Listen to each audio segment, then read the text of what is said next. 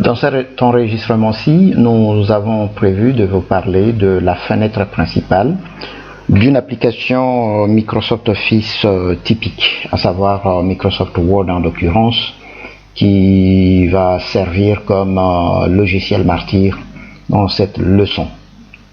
L'objectif dans cette leçon est de vous présenter les différents éléments d'une fenêtre principale d'application Microsoft Office et de pouvoir également apprendre ensemble comment utiliser ces différents éléments de la fenêtre principale, tout en exposant également le vocabulaire approprié qui nous permet de faciliter la communication avec d'autres utilisateurs de la suite Microsoft Office. La fenêtre principale de Microsoft Word est ce qui apparaît ici dans mon affichage au-dessus de la barre des tâches. Donc au-dessus de la barre des tâches qui, elle, se trouve évidemment, comme c'est souvent le cas, au bas de notre fenêtre ou au bas de notre écran. La fenêtre principale comporte plusieurs parties que nous nous sommes fixés comme objectif de décrire. La première est celle située juste au-dessus, c'est cette bande étroite qui va de la gauche jusqu'à la droite et qu'on appelle la barre des titres. Pourquoi barre des titres? Tout simplement parce que cette barre contient deux titres. Remarquez que c'est la barre des titres, au pluriel, deux titres, le nom du document actif, c'est-à-dire le document actuellement visualisé dans la fenêtre principale, et le nom du logiciel, les deux étant séparés par un tiret. C'est pour cela que ça s'appelle la barre des titres. La barre des titres comporte à sa gauche l'icône système. L'icône système cache derrière un menu appelé menu système. Le menu système permet d'accéder à des commandes de manipulation de la fenêtre principale. Vous pouvez restaurer la fenêtre principale, la déplacer, la redimensionner, la minimiser, la maximiser ou éventuellement la fermer, c'est-à-dire quitter le logiciel. Ça, c'est à l'extrême gauche de la barre des titres. Juste après l'icône système, que je vais fermer en cliquant en dehors de cette icône système, nous trouvons ce qu'on appelle la barre d'outils accès rapide. La barre d'outils accès rapide comporte un certain nombre d'outils ou de commandes qui sont fréquemment utilisés par un utilisateur ordinaire du logiciel. C'est notamment le bouton enregistrer, le bouton annuler, le bouton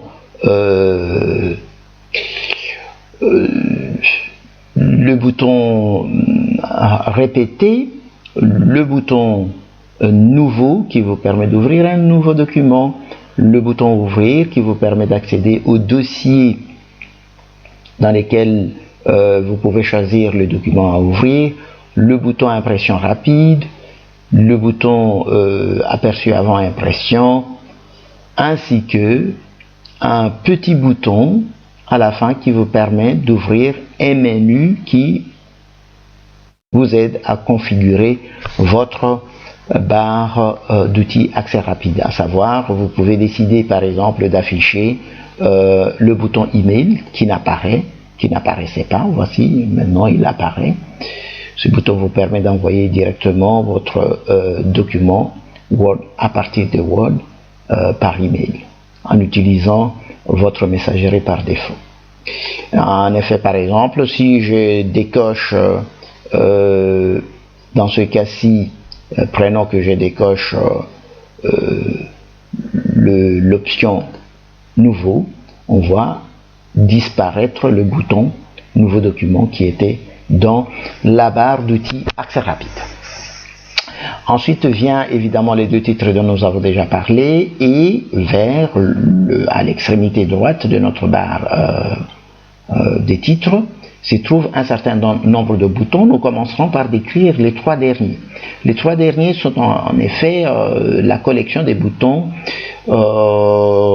dits de redimensionnement de la fenêtre. Ce n'est pas toujours, ce n'est pas vrai pour tous les boutons, nous allons le voir, parce que ce bouton-ci s'appelle minimiser. Il permet de réduire la fenêtre principale en un bouton, en son bouton correspondant à la barre des tâches. Pour réafficher la fenêtre, il suffit de cliquer sur le bouton dans la barre des tâches. Vous avez le bouton restaurer en bas qui apparaît lorsque la fenêtre est maximisée, comme c'est le cas ici. Et si vous cliquez sur ce bouton, la fenêtre est restaurée à une dimension préalablement définie, auparavant définie par l'utilisateur. Je peux par exemple, dans ce cas-ci, redimensionner ma fenêtre. Voilà, une nouvelle dimension que je donne à cette fenêtre. Et remarquez que le bouton restaurer en bas est remplacé par le bouton maximiser. Si je clique sur le bouton maximiser, ma fenêtre est maximisée, et si je clique sur le bouton restaurer, je restaure la fenêtre à la dimension que je venais, de définir préalablement. Enfin, il y a le dernier bouton que je vous annonçais comme n'étant pas un bouton de redimensionnement comme tel. Je ne vais pas cliquer dessus parce que c'est le bouton qui nous permet de fermer la fenêtre principale de l'application ou du logiciel. Je maximise pour les besoins de la cause notre fenêtre principale. Le deuxième élément, la deuxième partie de la fenêtre principale d'un logiciel est constituée par le ruban. Le ruban est une double bande d'objets. La première bande, celle située au-dessus, c'est que je pourrais appeler la barre des onglets ou encore la barre des tâches.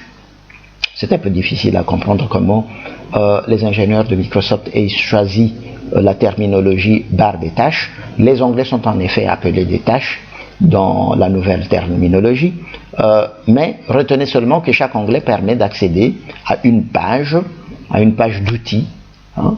Là, par exemple, c'est la tâche insérée. Ici, la tâche conception, la tâche mise en page ou l'onglet mise en page, l'onglet référence. Et vous voyez que chaque onglet vous permet d'accéder, si vous voulez, à une page d'outils que vous pouvez utiliser dans Microsoft Word.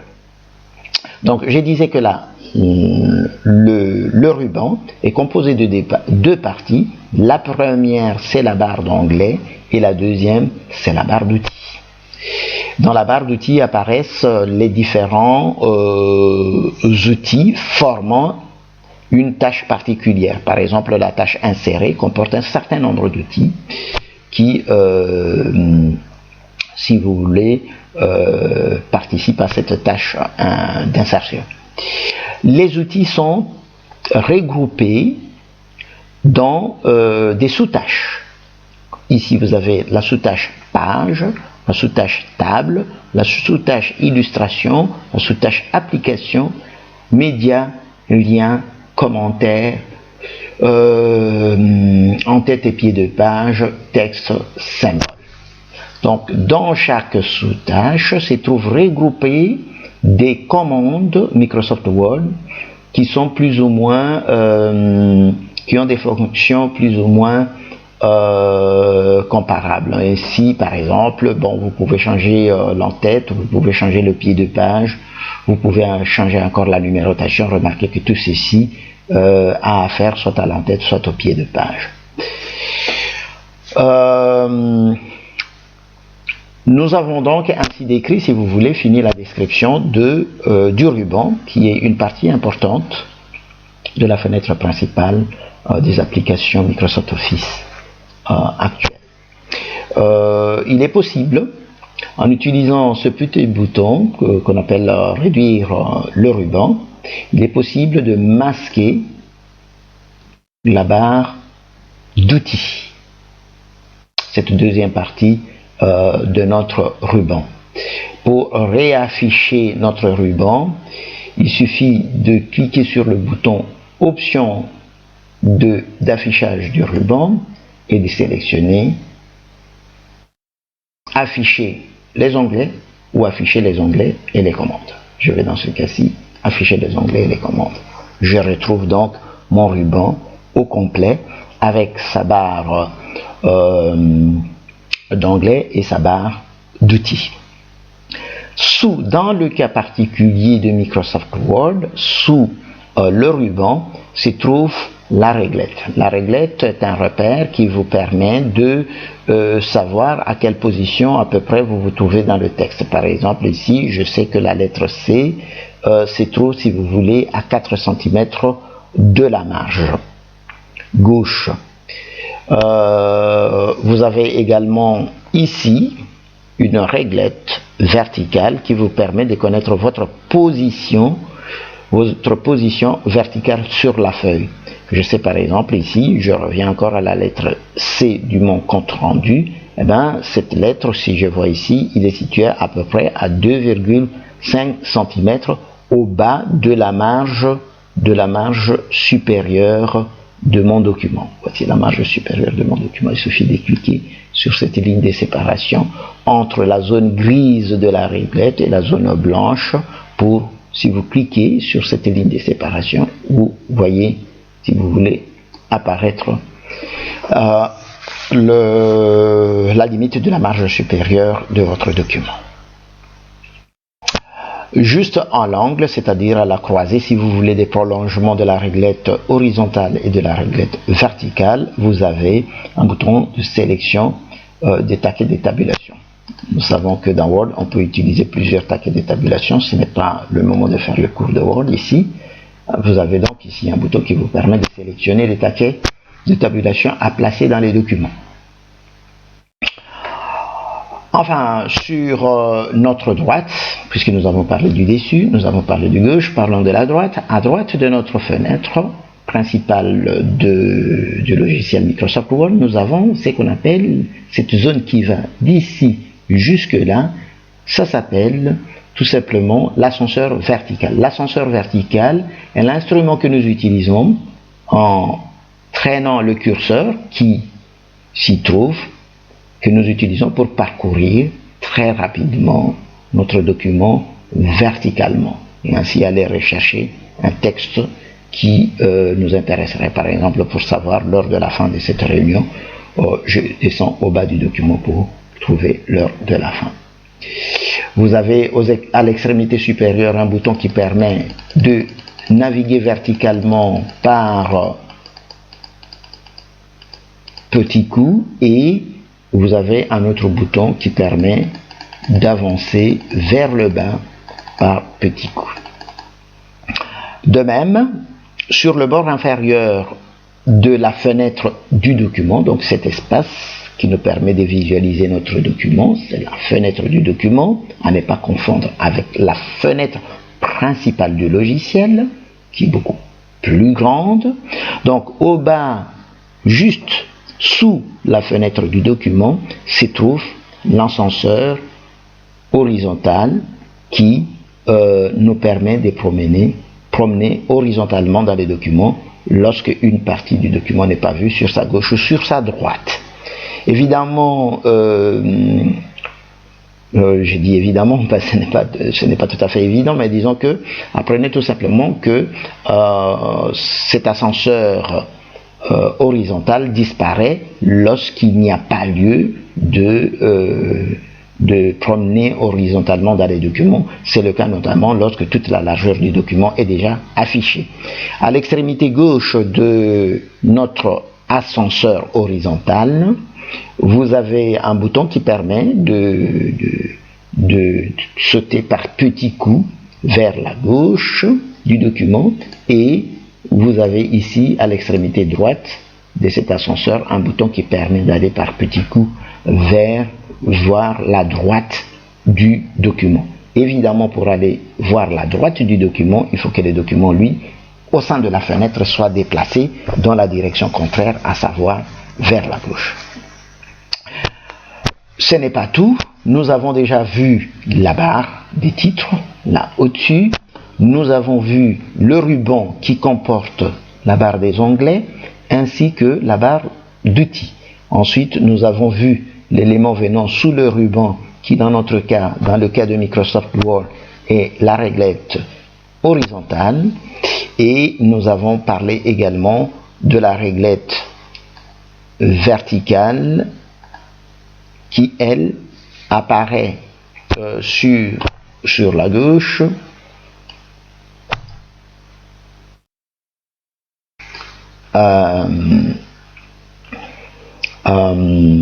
sur la gauche de la fenêtre du document, et nous avons parlé des deux ascenseurs, l'ascenseur vertical et l'ascenseur horizontal. Enfin, pour terminer notre description, parlons de cette zone située tout en bas de notre fenêtre principale, qui est ce qu'on appelle la barre de statut ou encore la barre d'état. Pourquoi barre de statut ou barre d'état? Parce que dans cette barre se trouve toute une série d'informations qui nous indiquent l'état dans lequel se trouve notre document. À savoir ici que le document est présenté dans sa page 2 sur un total et comporte 4 pages au total. Donc nous sommes à la page 2 d'un total de 4 pages. Que le document contient 923 mots. Qu'actuellement le document est vérifié en les confrontant au dictionnaire français-belge, et ici nous avons quelques boutons qui permettent de changer le mode d'affichage. On voit plus tard dans l'utilisation de Word que le même document peut être affiché sous différents aspects. Et enfin ici, à l'extrémité droite, ce n'est pas l'extrême extrême, mais presque à l'extrémité droite, se trouve la réglette zoom qui permet de changer le zoom du document. Si vous voulez l'agrandissement, vous pouvez agrandir très rapidement ou réduire votre document de manière à afficher l'intégralité, par exemple, de la largeur du document. Mais vous pouvez aussi utiliser les boutons qui sont aux extrémités de cette réglette, qui sont le zoom avant pour agrandir par petits coups et le zoom arrière pour agrandir par petits coups. Là vous remarquez par 10% d'accroissement de l'agrandissement. Enfin, à l'extrémité droite se trouve l'outil facteur de zoom qui nous affiche évidemment le pourcentage d'agrandissement du document. Voici qui termine la présentation de la fenêtre principale de Microsoft Word.